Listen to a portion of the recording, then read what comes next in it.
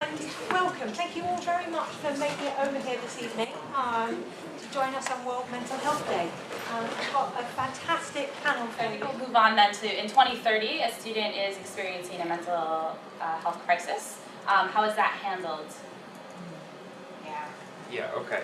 So I think just as a sort of a theme of what we're talking about throughout today is you've already by 2030 you've increased mental health literacy.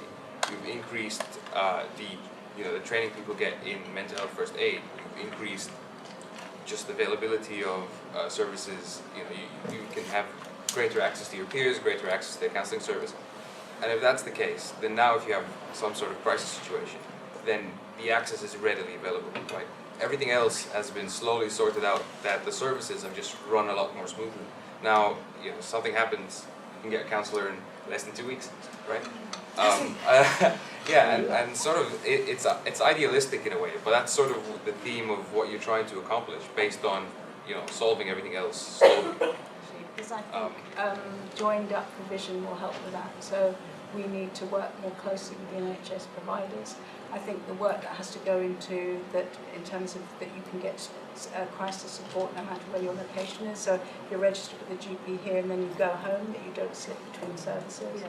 I think more work does need to be done in terms of supporting our students after they've interrupted coming back. Mm-hmm. And I think today's news or yesterday's news in terms of sort of working with students and getting consent to share information when needed with families and parents might help with that as well, and sort of the support systems that are happening back home.